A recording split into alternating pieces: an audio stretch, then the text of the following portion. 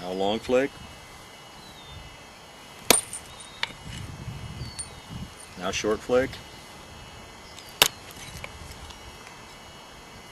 Now long flake.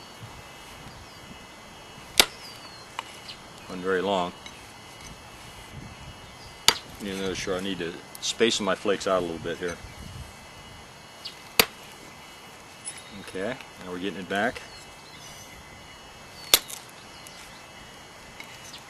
Now a fairly long flake, and what we're going to do is clean up this whole area. These next set of flakes, the second one, major flake, should go in here and clean that whole thing up.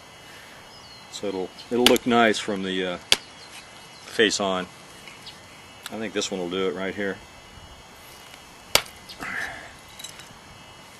What happened is that edge caught me here in the hand a little bit, and I reflexed a little bit instinctively, and I lost my edge angle. It still went, cleaned up most of that. We'll get it on this next one now. I think what I'm going to do is, this edge here is so sharp, it's going to cut my hands if I don't deal with it. Because it's just lining right up in the crease of my palm. Let loose with enough blood on the last video. Okay, straighten that out a little bit. Okay.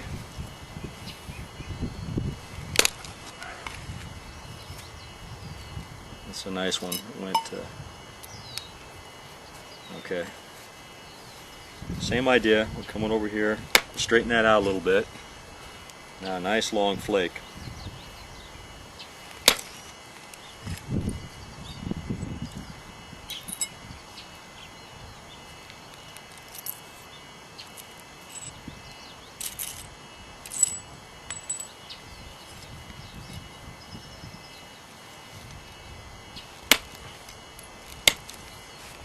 Straighten that out a little bit.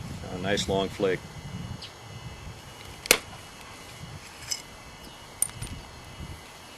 Straighten it out. Okay.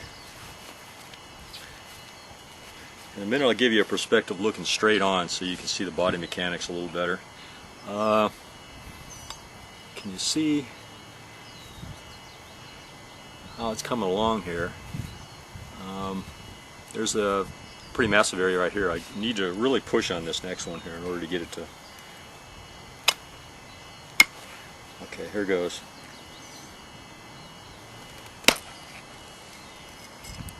Okay.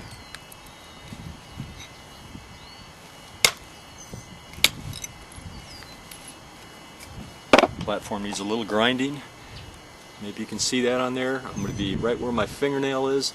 That's where my percussor is going to be, and it's not ground enough. Well, what happened is it would collapse.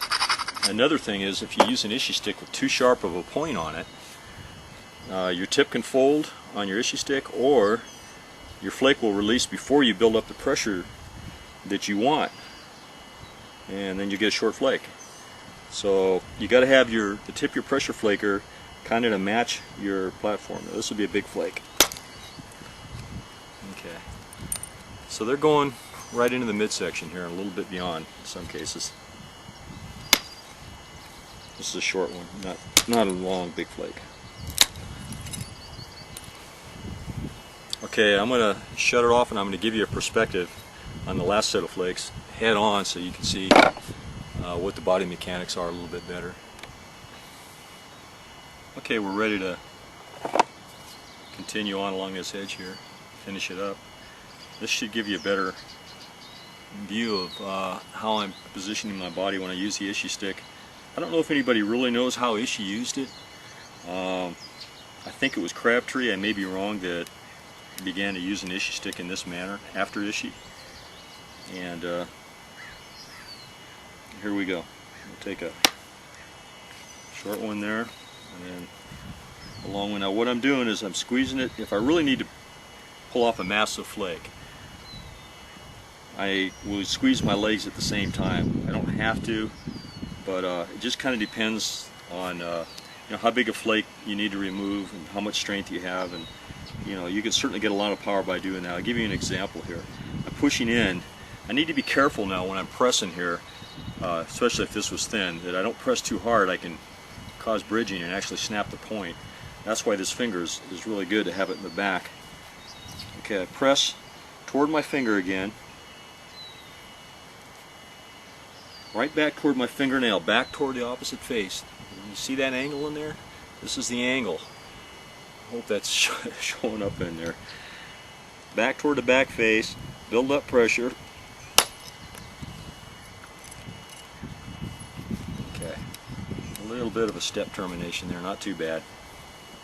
Probably because I was pressing it really hard. If you can see in here, the edge of the pad, as a matter of fact, mates up perfectly where that is.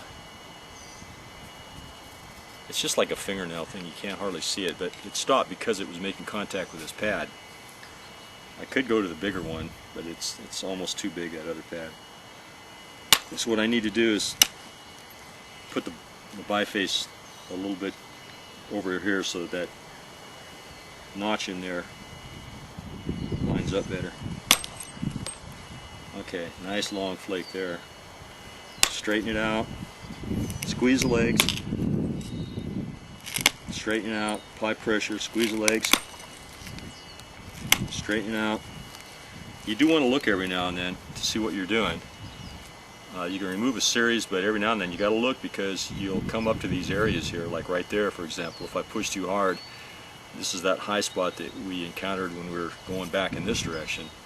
And if I push too deep, I'm just going to create an ugly step there, so I don't need that. It's not a problem the way it is. So now that I recognized it, I'll just run a shallower flake that won't go as far. Okay? Right to there.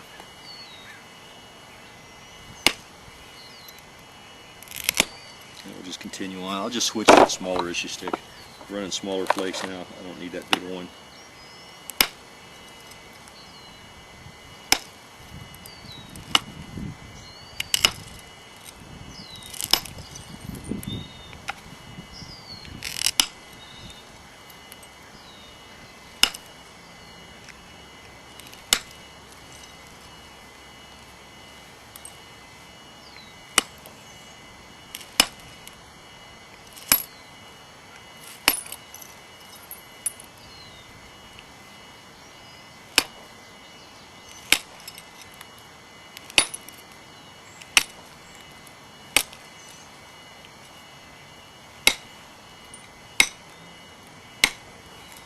Okay, so now we've done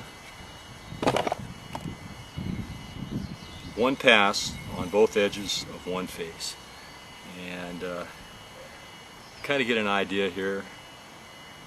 I could do another series, and I would when I get ready to finish this. We haven't touched this face, of course. This is just the percussion. I actually prefer this kind of a look anymore over this, but a lot of people like this. And some of the big dance blades up in the Northwest were pressure flake like this. A lot of them were percussion flake, but it's a style that, you know, it's a legitimate style. I think this kind of flaking here, using the Ishi stick, you don't see this a whole lot in, you know, the archaeological record, big flakes like this, pressure flakes. You do when you get into stuff like the Danish daggers, type 1C. Of course, they were done over a ground preform. The Egyptian Jersey knives, those kinds of things. And they had to have been using some kind of something to assist them to get more pressure, probably something like an Ishi stick. They could have even used some sort of jig. I doubt that they did, but I mean, that's certainly possible. Whatever it was, they had an extreme amount of regularity in their flaking sequence, and they had just unbelievable control in the way the flakes came off. And well, that's what we got right there. So we'll call this good enough for now. Maybe I'll finish it up later on another video.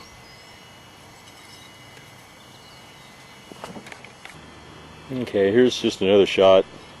The sun wasn't that good where I was, I don't think. Anyway, I can't tell from the viewfinder, so. Okay, that's it. I'm just now